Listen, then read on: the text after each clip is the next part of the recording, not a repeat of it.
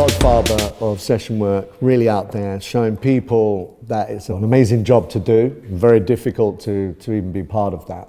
Tell us a bit about that beginning bit and what was it like? At the very beginning, I came along, I started, my first shoots were really in the late 70s when I worked at Molton Brown in South Molton Street. Those guys sent me on a job for Vogue to replace someone, probably Kerry Warren, I'd imagine, or something. And that was my first sort of ins into the world of fashion and magazines, because I think before then, the generation before, a lot of the models had done their own hair and makeup. They'd come with their own wigs and switches in their bags, so they tell me.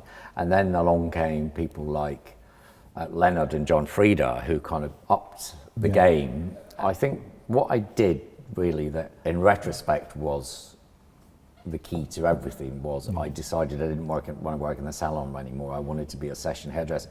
But that was a very new concept. Everyone was attached to a salon. I was going to give it a go just doing photo shoots, and everyone thought I was mad. A shoot is not just to do with the hair and makeup and styling, it's to do with a personal connection that you have on that shoot, because it's never just about the hair. Sometimes it is, but it's usually a collaboration between hair, makeup, photographer, and it's kind of working together to make an amazing image. That's what we do. I never go in thinking, this is what I'm doing today, and the hell with everyone else, this is my thing. And I know that happens quite a lot when you know you're all working towards the same end, and you're not kind of fighting with makeup, or there needs to be some kind of harmony, because it's never completely your day. You're all working to the same end. For me, I remember the transformation of you being very much part of where the supermodel became a supermodel. Because it didn't really exist before. No. You know? Well, the thing is, it wasn't just me that was doing their hair then. I mean, there was a few of us. There was Orbe and Julianne and quite a few other. The industry was really small. I mean, I can't take credit for all of that, but I was definitely a part of it. So you were working with probably the same 12 models for 5 years. You know, you didn't really work with many other girls. Then Claudia, Kate, Helena, and people like that came along. It was family, you know. Yeah, it's amazing.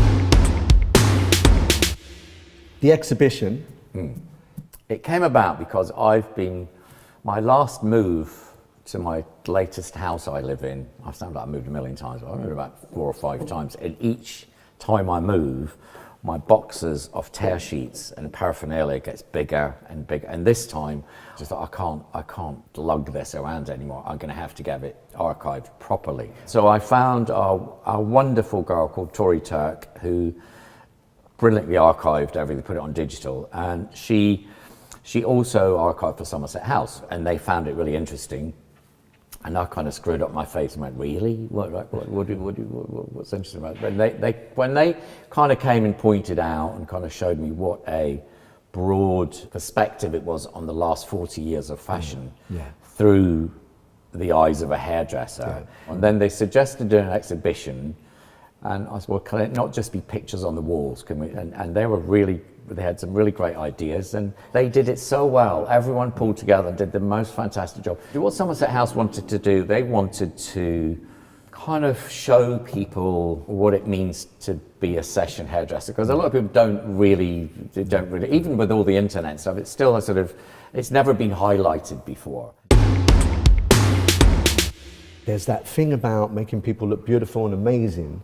And you know, you can do all the other things, but that you do better than anybody else I've ever seen. You know, and it's just that's nice. People want to. That's kind of what my mantra is. Really, it's about getting a great image, even if it's backstage. I'm always concerned that the girls don't have those bloody clips in with toilet roll in them and all that kind of stuff. For me, it's really important that whoever we're working on feels really beautiful, and that will come through. That's kind of what I strive for. I always remember, you know, not necessarily to mention it, but you know, when you did Lady Dame, you just looked brilliant. The hair looked brilliant. You know, it's like, well, that was a personal good moment for me, because we got along really well, and we had a lot of fun together. We had a lot of nice times together, you know, and I really was very honoured that Vogue and Patrick Dumarsley introduced us, because that was definitely a big highlight. I mean, that was kind of very fond memories of that, you know.